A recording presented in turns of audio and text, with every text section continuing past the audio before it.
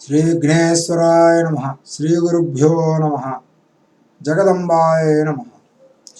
అన్నపూర్ణే సదాపూర్ణే శంకర ప్రాణవల్లభే జ్ఞానవైరాగ్య సిద్ధ్యర్థం భిక్షాం దేహి చ పార్వతీ.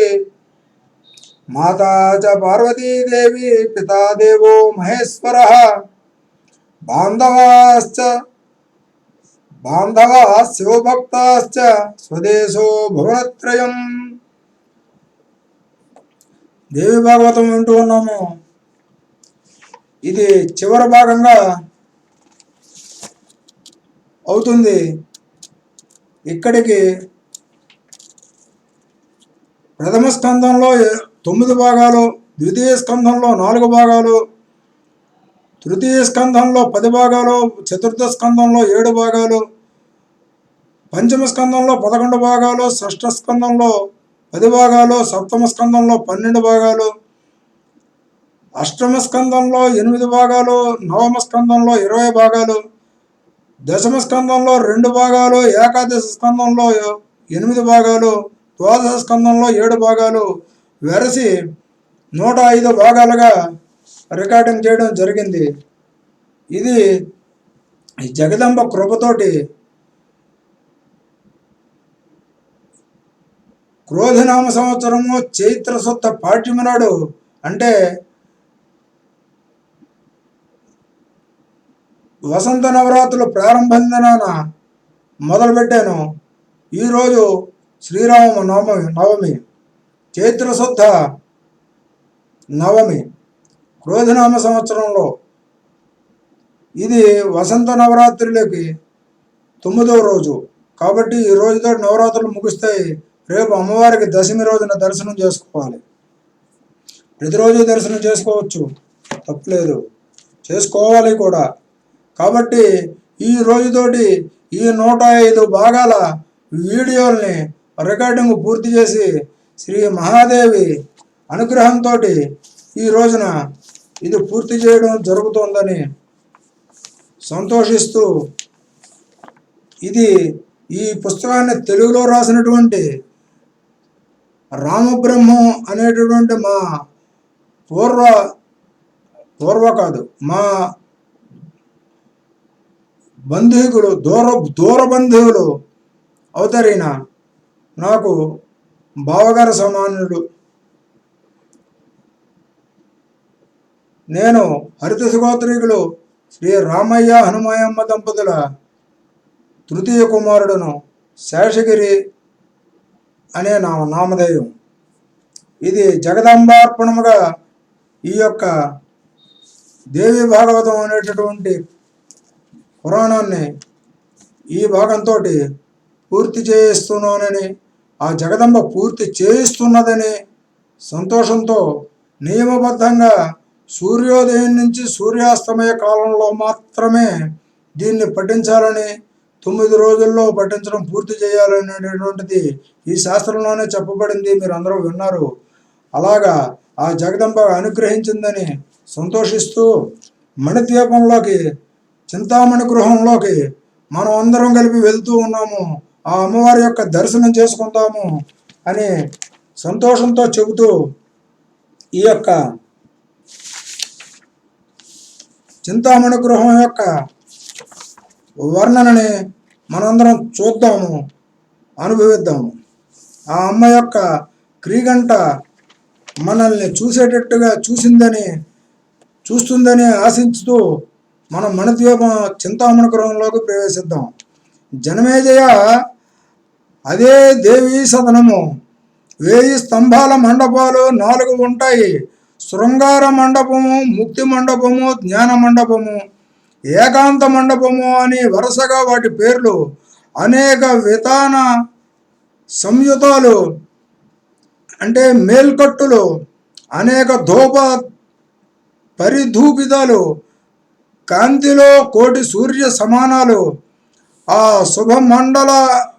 శుభ మండపాలకు చుట్టూ కాశ్మీర వనము, మల్లికావనము, కుందవనము, వాటి అసంఖ్యాక కస్తూరి మృగాలు మృగ మదాన్ని స్రవిస్తూ ఉంటాయి. అక్కడే ఒక పెద్ద సరోవరం ఉంది. అది సుధారసపూర్ణము.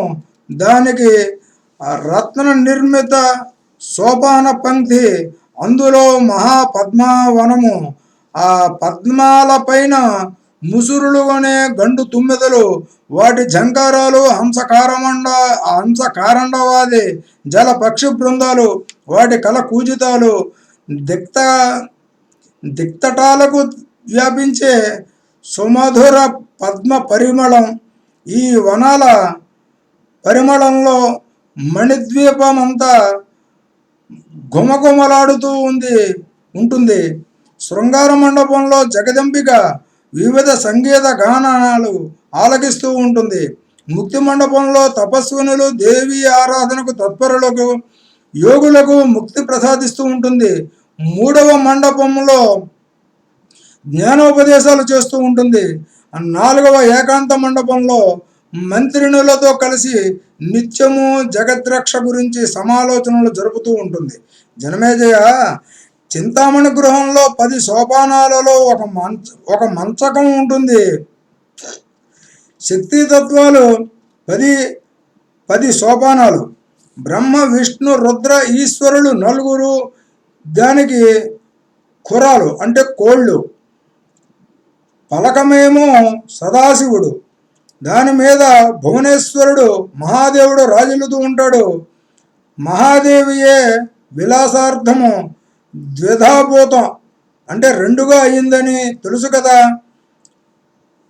సృష్టి ఆదిలో ఇతడే తదర్ధాంగ మహేశ్వరుడు, కందర్పనాశకుడు, కోటి కందర్ప సుందరుడు, పంచవక్త్రుడు, త్రినేత్రుడు, మణిభూషణ భూషితుడు, పరశు హరణ వరద అభయహస్తుడు, 16 ఏళ్ల పడుచువాడు, మహాసర్వేశ్వరుడు, కోటి సూర్య ప్రతీకాసుడు, కోటి చంద్ర శీతలుడు, శుద్ధ స్ఫటిక సంకాసుడు.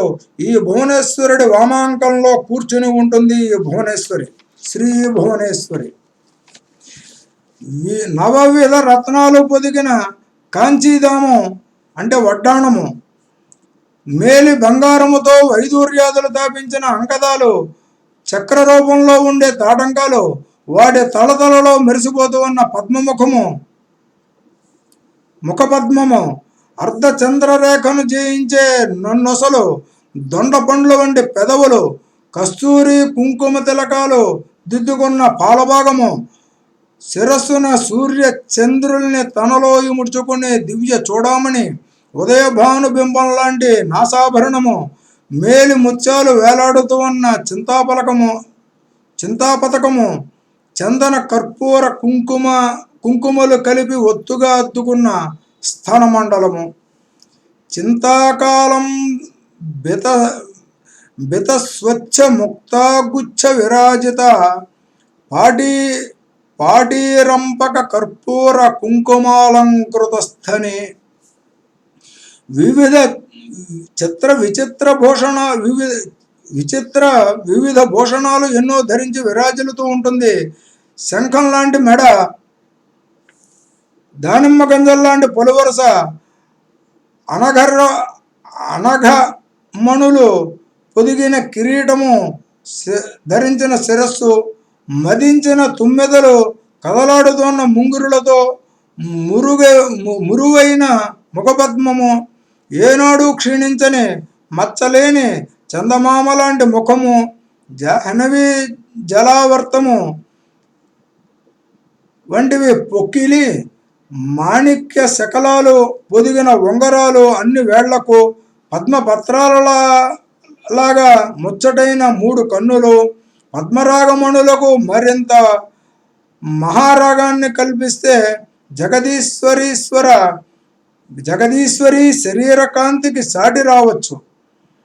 చేతులకు రత్న కంకణాలు, వాటికి రత్న కింకుణులు అంటే చిరుమువ్వలు, మెడలో ముత్యాల దండలు, మణిహారాలు, వాటి అందాల పతాకాలు, రత్నాంగుళీకాల కాంతులతో, రత్న కంకణాల ప్రభలతో దగదగలాడుతూ ఉన్న చేతులు, అమ్మవారు ధరించిన కంచెలకు అంటే రవికకు రత్నాల పుటాలు, మల్లికా పరిమళాలను సహజంగానే గుబాళించే కేశపాశము, అందులో తురిమిన మల్లె చెండ్లు, వాటి కోసం మోగుతూ ఉన్న తేటిపిండ్లు అంటే తుమ్మెదల గుంపులు, సువృత్త నివిడోత్తుంగ కుచభారాలస ఆ శివ పాశాంకుశ వరదాభయ హస్త చతుష్టయ విరాజిత ఆ సురపూజిత శృంగార సర్వ శృంగారవేషాఢ్య సుకుమాంగరాగవల్లరి సౌందర్య ధారా సర్వస్వ అనిర్వాజ్య కరుణామయే నిజ సల్లాప మాధుర్య తిరస్కృత కచ్చపి కోటీందు కోటీన కాంతిమయి సఖీజన దాసీజన దేవాంగన దేవతా బృంద పరివేష్టిత ఇచ్చా జ్ఞాన క్రియా శక్తిత్రయ సమన్విత లజ్జ తుష్టి పుష్టి కీర్తి కాంతి క్షమ దయ బుద్ధి మేధ స్మృతి లక్ష్మి వీరు అక్కడుండే దేవాంగనలు జయ విజయ అజిత పరాజిత నిత్య విలాసిని ద్రోగి అఘోర మంగళ ఈ 9 మంది పీఠశక్తులు పరాంబికను సేవిస్తూ ఉంటారు. పరమేశ్వరికి పార్శ్వభాగంలో శంఖ పద్మనిధులు 2 ఉంటాయి. వాటి నుంచి నవరత్న వాహిని, కాంచన వాహిని, సప్తధాతువాహిని అనే నదులు వెలువడుతూ ఉంటాయి. ఇవి సుధా సముద్రం వరకు ప్రవహించి అందులో లీనమవుతాయి. భువనేశ్వరీదేవి తన వామాంక భాగాన విరాజిల్లుతుంది. కాబట్టే మహేశ్వరుడికి సర్వేశ్వరత్వం సిద్ధిస్తోంది.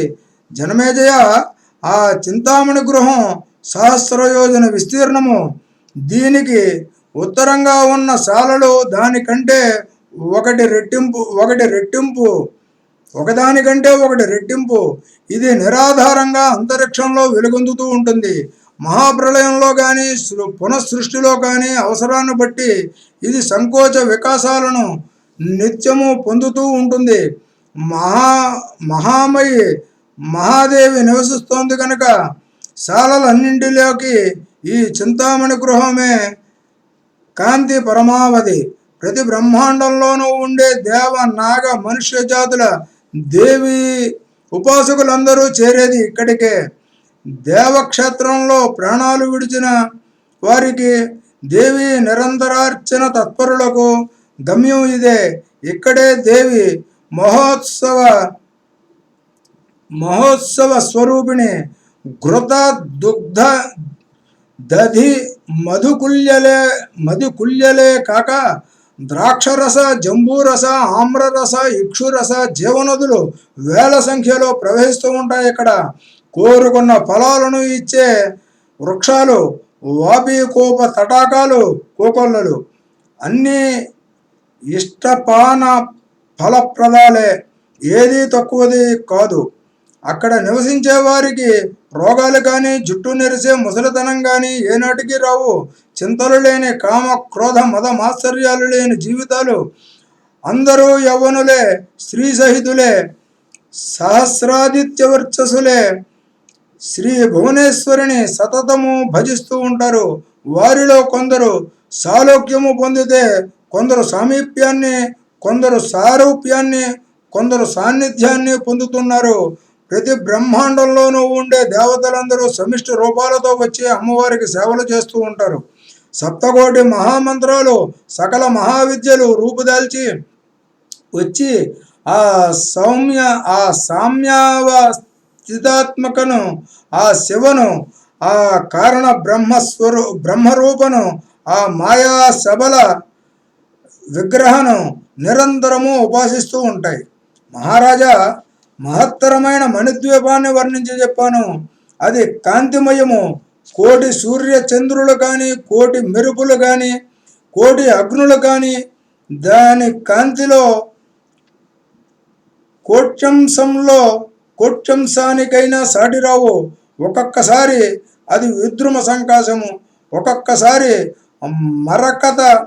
మరకదచ్చ విమంతము, ఒక్కొక్కసారి విద్యుద్భాను సమాచ్ఛాదము, ఒక్కొక్కసారి మధ్యందిన మార్తాండ నిభము, ఒక్కొక్కసారి విద్యుత్ కోటి మహాధారాసార కాంతితము, ఒక్కొక్కసారి సింధూర నిలేంద్రము, ఒక్కొక్కసారి మాణిక్య సదృశ్చవి హీరసాం హీరసామ్ర మహాగర్భ దగ దగదగి దగదగిత దిక్తటం దావానల సమం తప్తకాంచన సన్నిభం చంద్రకాంతమణి కాంతితుల్యం సూర్యోద్గార సమయం. దాని శృంగాలు ప్రాకార గోపురాలు రత్నమయాలు, అక్కడి చెట్లకు రత్నపత్రాలు, రత్నఫలాలు, నర్తించే మయూరాలు, మణియుత ధ్వనులు చేసే పావురాలు, కాకలీశ్వరాలు, వినిపించే కోకిలలు, సుఖాలాపాలు మారుమోగుతూ ఉంటాయి. తేట నీటితో నిండిన సరోవరాలు, వాటిలో వికసించే రత్న పంకజాలు, శతయోజనాలకు వ్యాపించే సుగంధాలు, మంద మారుదానికి కదలాడుతూ ఉన్న చెట్లు, ఇవన్నీ ఆ మణిద్వీపంలో పంచేంద్రియ తర్పణం చేస్తాయి. చింతామణి గృహకాంతులతో నిండిన ఆకాశము, ఆ రత్నకాంతులతో దగదలాడుతూ ఉన్న దిగంతాలు, వృక్షలతా కుసుమ గంధ పరిపూరితము, ధూపధూపితము. రాజా, ఇది మహోజ్వల మణిద్వీపము. అక్కడున్న మందిరాలలోని నిలువుటద్దాలలో పరావర్తనము చెంది కిటికీల నుంచి వెలువడుతూ ఉన్న కాంతి పుంజాలతో దశ దిశలను సమ్మోహనపరుస్తూ ఉంటుంది. అది ఐశ్వర్యానికి పరకోటి, శృంగారానికి పరాకాష్ట, సర్వజ్ఞతకు పరమావధి, తేజస్సుకి పరసీమ, పరాక్రమానికి చివరి మాట, సర్వోత్తమ గుణానికి తుది పలుకు, దయాగుణానికి చివరి పలుకు, బ్రహ్మలోకాంతం వరకు ఉండే ఆనందాలన్నీ ఇక్కడే అంతర్భవిస్తూ ఉంటాయి. ఇది ఆనందానుభవానికి చివరి మెట్టు.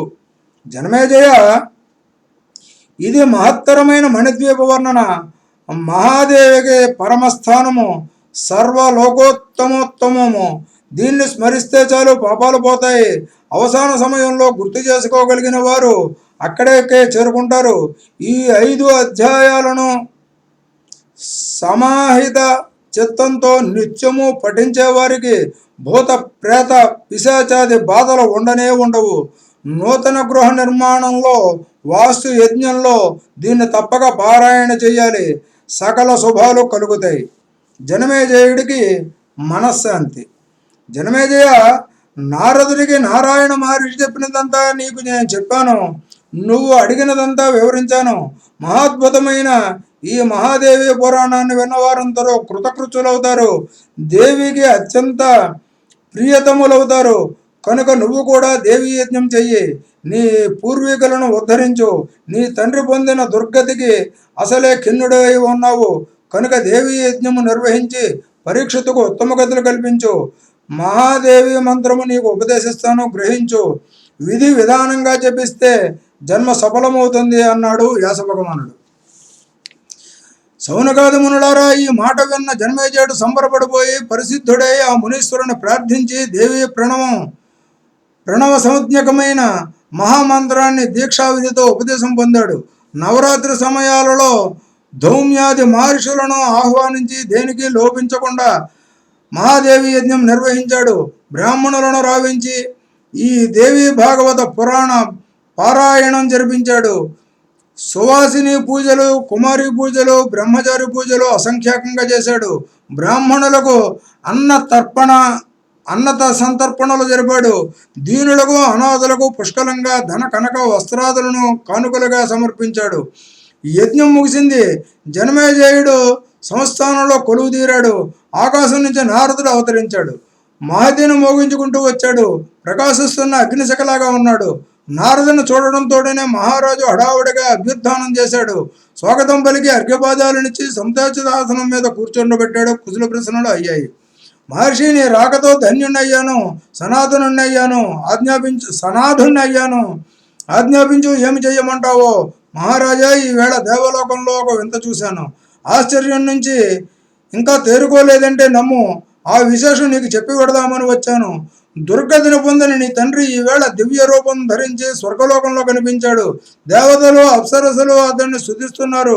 దివ్య విమానం అధిరోహించాడు. మణిద్వీపానికి తరలి వెళ్ళాడు. ఇదంతా దేవి భాగవత శ్రవణం వల్ల కలిగిన పుణ్య ఫలము. నువ్వు నిర్వహించిన మహాదేవి యజ్ఞానికి వెంటనే దక్కిన ఫలితము. నీ తండ్రి దుర్గతి నుంచి విముక్తుడై సుగతిని పొందాడు.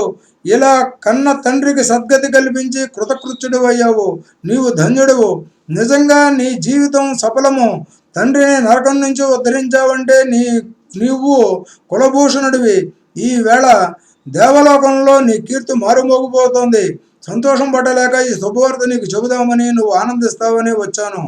నారదుడి మాటలు వింటూ ఉంటే జనమేజయుడికి తనువు పులకించింది. కనుల్లో ఆనంద బాష్పాలు తాండవించాయి.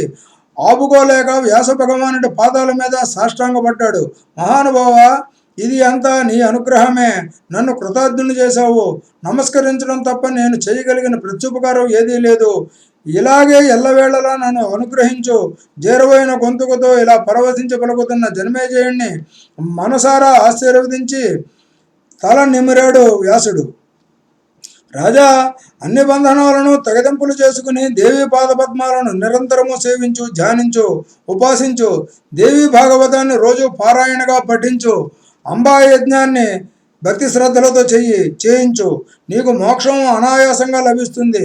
బహుబంధనాలు తమంతటా తామే తెగిపోతాయి.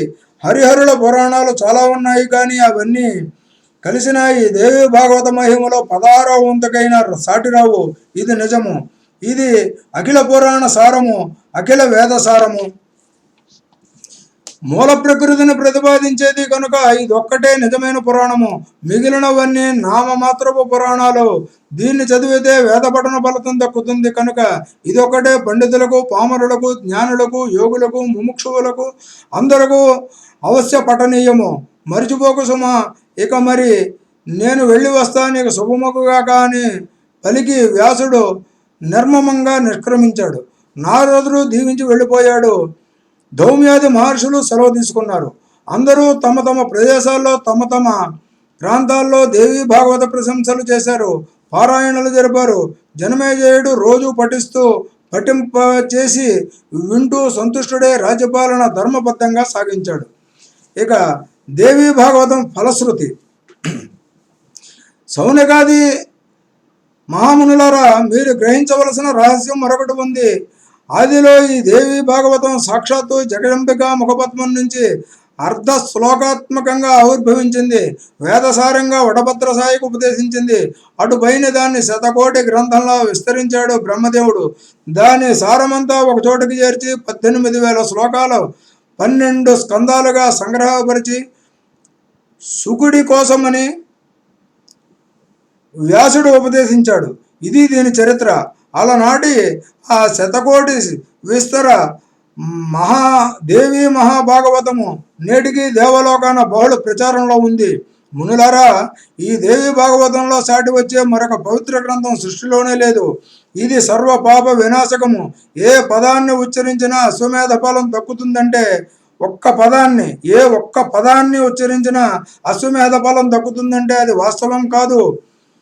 పౌరాణికుణ్ణి ఆహ్వానించి వస్త్రాద్యాభరణాలతో అర్చించి సంతుష్టపరిచి వ్యాసుడిగా భావించి అతడిని నోటి నుంచి ఏకాగ్రచిత్తంతో ఉపవాస దీక్షతో దీన్ని విన్నవారు, నిజంగా నిజ హస్తాలతో లిఖించిన వారు, పఠించిన వారు, లిఖింపజేసిన వారు సర్వ కల్పిష విముక్తులై సుఖశాంతులతో భోగభాగ్యాలతో సకల సమృద్ధులతో నిండు నూరేళ్లు జీవించి కట్టకడపటికి మణిద్వీపం చేరుకుంటారు. తరతరాలను తరింపజేస్తారు. పురాణ శ్రవణం పూర్తయ్యాక పౌష్ఠప్రది పూర్ణిమ నాడు పురాణికుడిని సత్కరించాలి. బంగారంతో సింహ ప్రతిమ తయారు చేయించి ఇవ్వాలి. దక్షిణగా కపిల గోవును దూడతో సహా సమర్పించాలి. బంగారు గొలుసుతో అలంకరించి మరీ ఇవ్వాలి. అధ్యాయ సంఖ్యకు సమానంగా బ్రాహ్మణులకు సంతర్పణలు చేయాలి. అంతే సంఖ్యలో సువాసినుల్ని కుమారీమణులని వటువుల్ని అర్చించాలి. దేవీ బుద్ధితో వీరిని వస్త్రాభరణ పుష్పమాలికలతో పూజించాలి. రసాయనాలు పెట్టాలి, పాయసాన్నాలు పెట్టాలి. ఈ పురాణ గ్రంథాన్ని ఎవరికి దానం చేసినా భూదాన ఫలం దక్కుతుంది. ఏ లోకంలో సుఖంగా జీవించి అంతంలో దేవీ పట్టణం చేరుకుంటారు. నిత్యము దేవీ భాగవతాన్ని పఠించే వారికి, వినేవారికి ఎప్పుడూ ఎక్కడా అసాధ్యమంటూ ఏదీ ఉండదు. పరాజయం అనే మాట కూడా వినిపించదు. అపుత్రులకు సంతాన ప్రాప్తి, నిర్ధనులకు ధనలాభము, విద్యార్థులకు విద్యాలబ్ధితో పాటు కీర్తి కలుగుతాయి. వంధ్యగాని కాక వంధ్య వంధ్యగాని వంధ్య వంధ్యగాని కాక వంధ్యగాని మృతవంధ్యగాని వింటే ఆ దోషాలు తొలగిపోతాయి. ఇంటిలో నిత్యము ఈ గ్రంథాన్ని పూజిస్తే చాలు. లక్ష్మీదేవి ఇక ఇంటిని విడిచిపెట్టదు. బేదాళ్ళ ఢాకిని రాక్షసాదులు అటువైపు తొంగి చూడడానికి సైతము భయపడతారు. జ్వరంతో బాధపడే వారిని స్పృశించి పురాణాన్ని మండలం రోజులు పఠిస్తే జ్వరం ఉపశమనమిస్తుంది. 100 సార్లు పఠిస్తే క్షయరోగం నశిస్తుంది. ఒక్కొక్క అధ్యాయంగా సంధ్యా సమయంలో పారాయణ చేసిన వారికి బ్రహ్మజ్ఞానం లభిస్తుంది. శరన్నవరాత్రులలో పఠిస్తే కనుక జగదంబిక సంతోషించి కోరిన దానికన్నా 1000 రెట్లుగా వరాలు కురిపిస్తుంది. శైవులు పఠిస్తే పార్వతి, వైష్ణవులు పారాయణ చేస్తే లక్ష్మీదేవి సంతోషిస్తారు. సౌర మతం వారు, గణపతుల వారు ఎవరు పఠించినా వారి ఇష్టదేవత ఆనందిస్తుంది. వైదికులు గాయత్రీదేవిని ప్రీతి కోసం తప్పకుండా దీన్ని పఠించాలి. ఎవరు ఏ ఉపాసన చేసినా అది శక్తి ఉపాసనమే అవుతుంది. కనుక ఆ శక్తి సంతుష్టి కోసము ఈ భాగవతాన్ని పారాయణ చేయవలసిందే.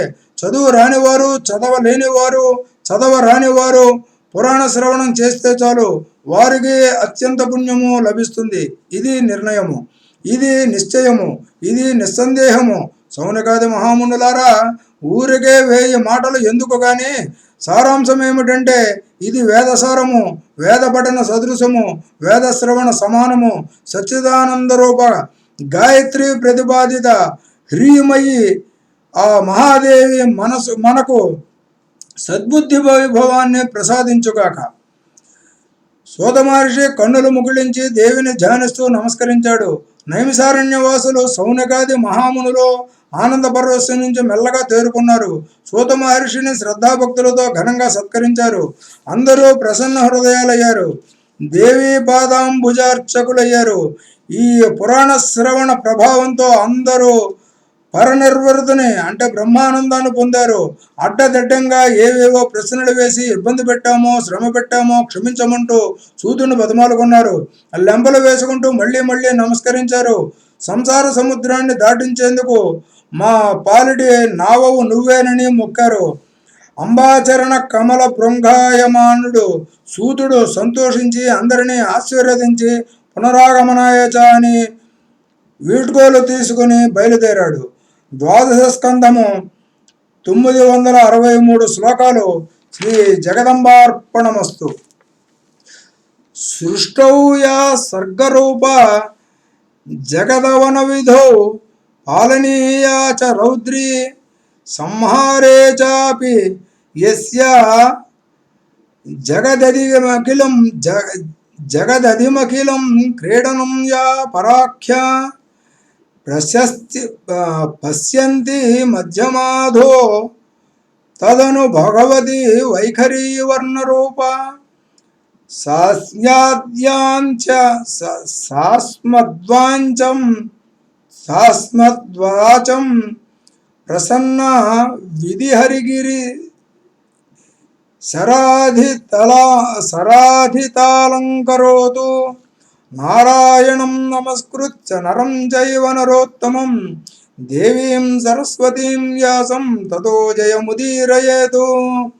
మహాకాళీ మహాలక్ష్మీర్మహాసరస్వతీ ప్రభా ఇష్టకామేశ్వరీ కుర్యాదీశ్వరి శ్రీర్విశ్వమంగళం. షోడశీ పూర్ణచంద్రాభా మల్లికార్జునగేహిని ఇష్టకామేశ్వరీ కుర్యాత్ జగన్నీరోగశోభనం. జగద్ధాత్రి లోకనేత్రి సుధాన్నిష్యంది సుస్మిత ఇష్టకామేశ్వరీ కుర్యార్లోకం సద్బుద్ధి సుందరం పరమేశ్వరావల్లభ్య దివ్య సౌభాగ్య సుప్రభా ఇష్టకామేశ్వరి తదాన్మాంగళ్యదానంద జీవనం. శ్రీ జగదంబార్పణమస్తు. స్వస్తి.